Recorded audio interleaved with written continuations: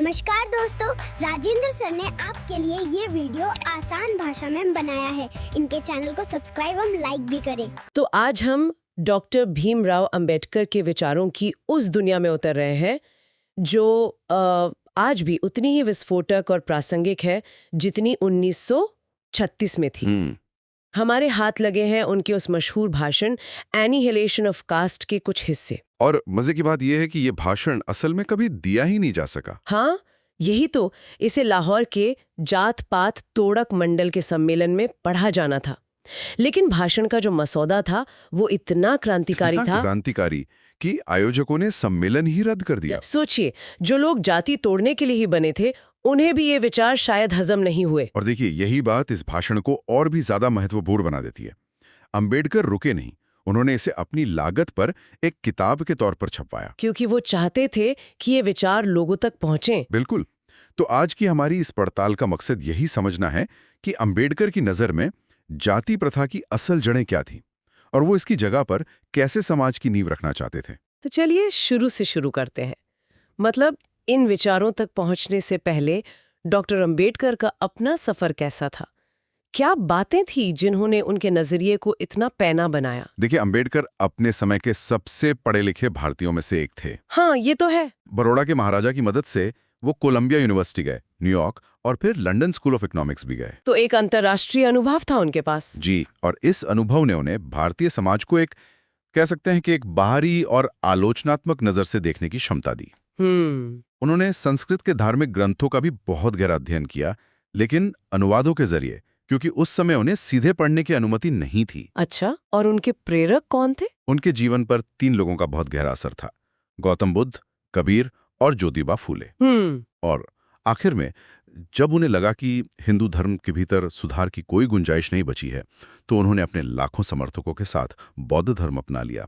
ये उनके जीवन भर के संघर्ष का एक चरम था। ठीक है, तो ये पृष्ठभूमि समझना जरूरी था। अब उनके तर्कों पर आते हैं। जाति प्रथा का एक बहुत पुराना और मजबूत बचाव ये दिया जाता है कि ये तो सिर्फ श्रम विभाजन है, डिवीजन ऑफ लेबर। हाँ, डिवीजन ऑफ लेबर। हर समाज में काम का बंटवारा तो होता ही है, तो इसमें गलत क्या है? अंबेडकर इस तर्क को कैसे तोड़ते हैं? और यहीं पर अंबेडकर की प्रतिभा दिखती है। वो इस तर्क को पकड़ते हैं और उसे पूरी तरह से उलट देते हैं। कैसे?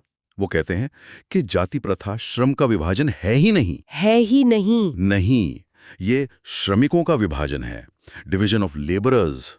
ये एक बहुत ही गहरा और महत्वपूर्ण अंतर है। एक मिनट, श्रम का विभाजन और श्रमिकों का विभाजन सुनने में तो लगभग एक जैसा लगता है। इसमें फर्क क्या है? इसे थोड़ा और खोलिए। बिल्कुल। देखिए, श्रम का विभाजन एक सामान्य आर्थिक व्यवस्था है जो किसी भी आधुनिक समाज में होती है। जैसे कौन डॉक्टर बनेगा, कौन इंजीनियर। हाँ, ये व्यक्ति की रुचि, उसकी क्षमता, उसकी ट्रेनिंग पर निर्भर करता है। लेकिन श्रमिकों का विभाजन कुछ और ही है। ये व्यवस्था काम करने वालों को ही एक दूसरे से मतलब ऊंच नीच के खानों में हमेशा के लिए बांट देती है। अच्छा। ये सिर्फ काम नहीं बांटती, ये इंसानों को बांटती है।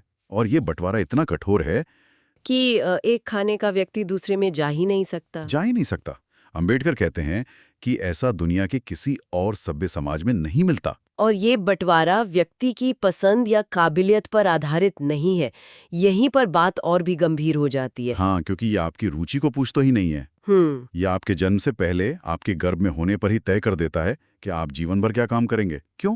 क्योंकि आपके माता पिता वही करते थे। तो व्यक्तिगत क्षमता का कोई मतलब ही नहीं रहा। कोई मतलब नहीं। अंबेडकर सवाल उठाते हैं कि एक कुशल समाज बनाने के लिए क्या ये जरूरी नहीं कि हर व्यक्ति को अपनी क्षमता के हिसाब से अपना पेशा चुनने की आजादी हो? बिल्कुल जरूरी है। अगर किसी में मान लीजिए व्यापार करने की अद्भुत क्षमता है, लेकिन उसका जन्म एक खास जाति में हुआ है जहां उसे सिर्फ एक ही तय काम करना है, तो ये न सिर्फ उस व्यक्ति के साथ अन्याय है, बल्कि ये पूरे समाज का आर्थिक नुकसान भी है। मतलब ये एक तरह का एक आर्थिक लॉकडाउन है जो पीढ़ी दर पीढ़ी चलता रहता है। इसके असली दुनिया में नतीजे क्या होते हैं? सिर्फ व्यक्तिगत अन्याय या कुछ और भी? इसके बहुत ही गंभीर आर्थिक परिणाम होते हैं जिनकी हम अक्सर अनदेखी कर देते हैं। जैसे? सोचिए, आज की दुनिया कितनी तेजी से बदल रही है। नई तकनीक आती है, पुराने उद्योग धंधे बंद हो जाते हैं। कल्पना कीजिए कि बुनकरों का एक पूरा समुदाय है, एक नई मशीन आती है जो उनका काम पूरी तरह से खत्म कर देती है। ठीक है। किसी और समाज में उनकी अगली पीढ़ी नई तकनीक सीखेगी, शायद मैकेनिक बन जाएगी, सॉफ्टवेयर डेवलपर बन जाएगी। लेकिन जाति प्रथा में, जैसा अंबेडकर ने इसे देखा, वो फंस गए हैं। उन्हें अपना पैतृक पेशा बदलने की इजाजत नहीं है और उनका अपना पेशा अब किसी काम का नहीं रहा। तो नतीजा बेरोजगारी और भुखमरी है। ये तो सीधे सीधे देश की तरक्की में एक बहुत बड़ी रुकावट है। बिल्कुल। अंबेडकर इसे भारत में बेरोजगारी का एक प्रत्यक्ष कारण कहते हैं। और इसका एक और मनोवैज्ञानिक पहलू भी है। वो क्या? जब किसी व्यक्ति को एक ऐसा काम करने के लिए मजबूर किया जाता है जिसमें ना उसका दिल लगता है ना दिमाग, तो वो कुशलता कैसे हासिल करेगा? कर ही नहीं पाएगा। वो बस बेमन से टालम टोल करके काम करेगा। ये इंसान की स्वाभाविक प्रेरणा, उसकी रचनात्मकता को मार देता है। इसलिए अंबेडकर इस नतीजे पर पहुंचते हैं कि जाति प्रथा सिर्फ एक सामाजिक बुराई नहीं, बल्कि एक आर्थिक आपदा भी है। एक आर्थिक आपदा, ये बहुत बड़ा शब्द है। जी, ये देश की मानव पूंजी के मतलब ह्यूमन कैपिटल को निष्क्रिय और बर्बाद कर देती है। तो ठीक है, अंबेडकर ने इस व्यवस्था की, कह सकते हैं, धज्जियां उड़ा दी। उन्होंने इसे सामाजिक, आर्थिक और मनोवैज्ञानिक हर स्तर पर हानिकारक साबित किया। लेकिन सिर्फ समस्या बताना तो काफी नहीं है। इसका विकल्प क्या है?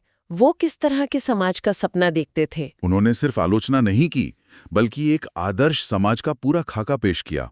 और ये खाका 3 मजबूत स्तंभों पर खड़ा है: स्वतंत्रता, समता और भ्रातृत्व। Liberty, equality and fraternity. जी, ये तीनों शब्द सुनने में बहुत जाने पहचाने लगते हैं, खासकर फ्रांसीसी क्रांति के नारे के तौर पर। लेकिन इन तीनों में से भ्रातृता यानी भाईचारा सुनने में सबसे सरल है, लेकिन शायद समझने में सबसे गहरा। सही बात है। जब अंबेडकर भाईचारे की बात करते थे तो क्या उनका मतलब सिर्फ सब मिलजुल कर रहो वाली एक अच्छी भावना से था, या इसका कोई और ठोस राजनीतिक मतलब भी था? ये बहुत अच्छा सवाल है। उनके लिए भाईचारा सिर्फ एक भावना नहीं थी, ये एक सामाजिक संरचना थी। एक सामाजिक संरचना। हाँ, वो इसे समझाने के लिए दूध और पानी के मिश्रण का उदाहरण देते हैं। अच्छा। जैसे दूध में पानी मिलाने पर वो एक हो जाता है, उसे अलग नहीं किया जा सकता, वैसा ही समाज होना चाहिए। इसका मतलब है कि समाज में इतनी गतिशीलता हो, वो एक शब्द इस्तेमाल करते हैं, सोशल एंडोमॉस्मोसिस। सोशल एंडोमॉस्मोसिस। हाँ, कि कोई भी विचार, कोई भी जरूरी बदलाव समाज के एक कोने से दूसरे कोने तक आसानी से पहुंच सके। समाज एक दूसरे से कटे हुए टापुओं का समूह न हो। और इसका लोकतंत्र से क्या लेना देना है? अंबेडकर के लिए यही तो असली लोकतंत्र है। अच्छा। उनके लिए लोकतंत्र सिर्फ वोट डालने या सरकार चुनने का सिस्टम नहीं था। वो कहते थे कि लोकतंत्र असल में सामूहिक जीवनचर्या की एक रीति है, मतलब साथ जीने का एक तरीका है जहां समाज का हर सुख दुख साझा हो और हर कोई एक दूसरे के अनुभवों से सीखे और आगे बढ़े। अब समाज जातियों में बटा हुआ है तो ये साझा अनुभव असंभव है, और इसीलिए सच्चा लोकतंत्र भी असंभव है। ये बहुत गहरी बात है। अब दूसरे स्तंभ पर आते हैं, स्वतंत्रता। जाहिर है इसका मतलब सिर्फ जेल में न होने से ज्यादा होगा। हाँ, बहुत ज्यादा। अंबेडकर के लिए स्वतंत्रता का मतलब सिर्फ कहीं भी आने जाने, संपत्ति रखने या भाषण देने की आजादी तक सीमित नहीं था। तो फिर क्या था? उनके आदर्श समाज में स्वतंत्रता की सबसे बड़ी कसौटी थी अपना व्यवसाय चुनने की स्वतंत्रता। अगर किसी व्यक्ति को ये आजादी नहीं है तो बाकी सब आजादियां वो बेमानी हैं। और अगर आपको ये आजादी नहीं है तो अंबेडकर के शब्दों में आप दास्ता यानी गुलामी की स्थिति में हैं। दास्ता की उनकी परिभाषा भी बहुत व्यापक है। आज हम गुलामी को कानूनी तौर पर किसी की संपत्ति होने से जोड़कर देखते हैं, लेकिन वो इससे और आगे ले जाते हैं ना? बिल्कुल। वो कहते हैं कि दास्ता सिर्फ कानूनी पराधीनता का नाम नहीं है। दास्ता में वो स्थिति भी शामिल है जिसमें कुछ लोगों को दूसरे लोगों द्वारा तय किए गए व्यवहार और कर्तव्यों का पालन करने के लिए मजबूर किया जाता है। और जाति प्रथा इसका सबसे सटीक उदाहरण है। सबसे बड़ा उदाहरण है, जहां लाखों लोगों को अपनी इच्छा के विरुद्ध सिर्फ अपने जन्म के आधार पर कुछ खास पेशे अपनाने और खास तरह का जीवन जीने के लिए विवश किया जाता है। ये एक सामाजिक गुलामी है जो कानूनी गुलामी से भी ज्यादा खतरनाक हो सकती है। क्यों? क्योंकि ये अदृश्य होती है। ठीक है, तो स्वतंत्रता और भाईचारा, ये दोनों विचार बहुत शक्तिशाली हैं। लेकिन अब उस स्तंभ पर आते हैं जिस पर हमेशा सबसे ज्यादा बहस होती है, तब भी और आज भी, समता, इक्वालिटी। क्योंकि इसका सीधा विरोध ये कहकर किया जाता है कि भाई सब मनुष्य बराबर होते ही नहीं है। ये तो एक प्राकृतिक तथ्य है। कोई ज्यादा मजबूत है, कोई ज्यादा बुद्धिमान। अंबेडकर इस बहुत ही व्यवहारिक और सीधी आपत्ति का सामना कैसे करते हैं? एक महत्वपूर्ण सवाल है और अंबेडकर इसका जवाब बहुत ही बारीकी से देते हैं। वो इस बात को स्वीकार करते हैं कि हाँ, शाब्दिक अर्थ में सभी मनुष्य हर तरह से बराबर नहीं होते, यह एक सच्चाई है। लेकिन फिर भी वो कहते हैं कि समानता एक नियामक सिद्धांत, एक रेगुलेटिंग प्रिंसिपल के तौर पर जरूरी है। वो मनुष्य की क्षमता को 3 हिस्सों में बांटते हैं। 3 हिस्से कौन से? पहला है शारीरिक वंश परंपरा, यानी आपको अपने माता पिता से कैसा शरीर और दिमाग मिला, कह सकते हैं जेनेटिक लॉटरी। बिल्कुल। दूसरा है सामाजिक उत्तराधिकार, मतलब आपको कैसा परिवार मिला, कैसी शिक्षा मिली, समाज में आपके परिवार की क्या इज्जत है, आपको कैसा माहौल मिला। और तीसरा, और केवल तीसरा, है मनुष्य के अपने प्रयत्न, आपकी अपनी मेहनत और कोशिश। जी। तो उनका तर्क ये है कि इन तीनों में से सिर्फ एक ही है जो हमारे अपने बस में है। सही पकड़ा। अंबेडकर का तर्क है कि जहां हम तीसरे आधार यानी किसी की अपनी कोशिशों में कमी या ज्यादती के आधार पर उसके साथ अलग व्यवहार को शायद सही ठहरा सकते हैं, वहीं पहले 2 आधारों पर, शारीरिक विरासत और सामाजिक विरासत, हाँ, इन पर किसी के साथ भेदभाव करना पूरी तरह से अन्यायपूर्ण है, क्योंकि ये चीजें किसी के अपने हाथ में नहीं होती। न्याय की मांग यही है कि हर किसी को एक समान शुरुआती रेखा, एक स्टार्टिंग लाइन और समान अवसर मिले। उत्तम व्यवहार के हक का निश्चय मनुष्य के अपने प्रयत्नों से होना चाहिए, न कि उसके जन्म या परिवार से। उन्होंने इसे समझाने के लिए एक राजनीतिज्ञ का बड़ा अच्छा व्यावहारिक उदाहरण भी दिया है ना? हाँ, और ये उनके विचारों की व्यावहारिकता को दिखाता है। वो कहते हैं कि राजनीतिज्ञ के बारे में सोचिए जिसे करोड़ों लोगों के लिए नीतियां बनानी है। ठीक। उसके पास न तो इतना समय है, न इतनी जानकारी कि वो हर एक व्यक्ति की अलग अलग क्षमताओं और जरूरतों को जाने और उसके हिसाब से अलग अलग व्यवहार करे। ये असंभव काम है। ये तो अव्यावहारिक है। तो ऐसी स्थिति में उसके पास एकमात्र रास्ता क्या बचता है? वो यही मानकर चलता है कि सब मनुष्य बराबर हैं और सबके साथ समान व्यवहार किया जाना चाहिए। अच्छा। यह समानता का सिद्धांत इसलिए नहीं अपनाया जाता कि सब लोग बराबर हैं, बल्कि इसलिए अपनाया जाता है क्योंकि इंसानों का वर्गीकरण और श्रेणीकरण करना असंभव और अव्यावहारिक है। ये एक जरूरत है, कोई आदर्शवादी सपना नहीं। तो जब हम इन सब बातों को एक साथ जोड़ के देखते हैं तो एक बहुत साफ तस्वीर उभरती है। डॉक्टर अंबेडकर के लिए जाति प्रथा सिर्फ कुछ लोगों के साथ भेदभाव या छुआछूत का मामला नहीं था। बिल्कुल नहीं। ये एक ऐसी सड़ी हुई व्यवस्था थी जो देश की आर्थिक और मानवीय क्षमता को दीमक की तरह खा रही थी। एकदम सही।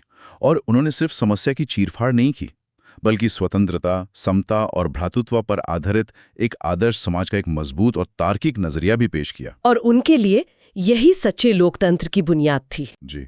उनका एक बहुत मशहूर कथन है कि राजनीतिक लोकतंत्र तब तक सफल नहीं हो सकता जब तक उसकी नींव में सामाजिक लोकतंत्र ना हो। और सामाजिक लोकतंत्र का मतलब है स्वतंत्रता, समता और भ्रातृता को जीवन का सिद्धांत बनाना। ये कैसा विचार है जो आज भी हमें ये सोचने पर मजबूर करता है कि हम एक समाज के तौर पर कहाँ खड़े हैं।